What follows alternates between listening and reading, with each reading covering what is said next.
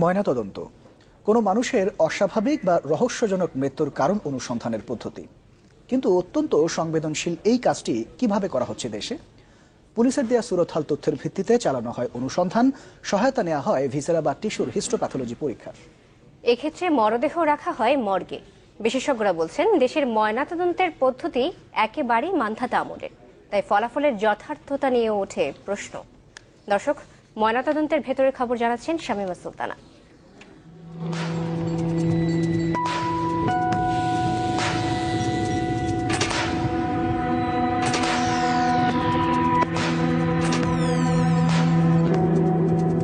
এটি ইংল্যান্ডের একটি মর্চুয়ারি বা মর্গ। বলা যায় মানুষের মৃত্যুর রহস্য উদ্ঘাটনের ঘর।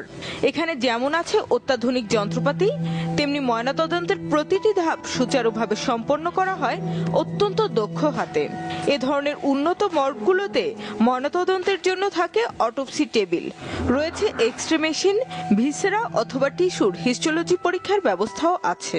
আর তাই মরদেহের সৌন্দর্য থাকে ঠিকঠাক, ফলাফলও আসে নিখুঁত। দেশের বাইরে কি করে ওরা এক্সরে করে নেয়।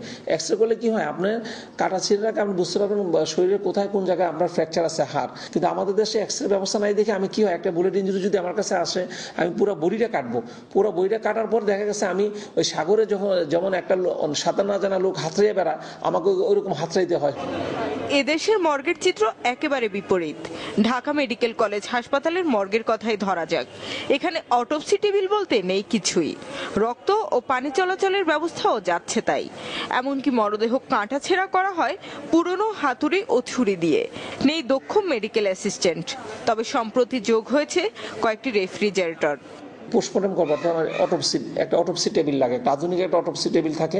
আবার ড্রেনেজ হওয়ার জন্য একটা সুন্দর একটা ব্যবস্থা থাকে। বডির এক একটা পার্টস কাটার জন্য এক একটা জিনিস আছে। যেমন আমার পেট কাটার জন্য আমার নাইফ আছে, আমার মাথা কাটার জন্য আমার ইলেকট্রিক্যাল স আছে। স্পেসিফিক ইনস্ট্রুমেন্ট যেটার জন্য যা দরকার, ওই ইনস্ট্রুমেন্টগুলো আমাদের দরকার।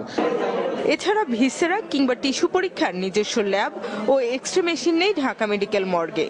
তাই ভিসেরা পরীক্ষার জন্য দ্বারস্থ হতে হয় পুলিশের অপরাধ তদন্ত বিভাগ সিআইডির ফরেনসিক ল্যাবে। আমরা তো শুধু খালি ওই whether it is having any sorts of poison or not, এছাড়া আমাদের কেমিক্যাল টেস্টে এটা যদি প্রথম দিকে পাঠায় তাহলে এটা আমাদের জন্য ডিটেকশন করা সহজতর। লোকবলের ঘাটতি নিয়েও 15 দিন থেকে 1 মাসেই পাওয়া যায় ভিসেরা পরীক্ষার ফলাফল।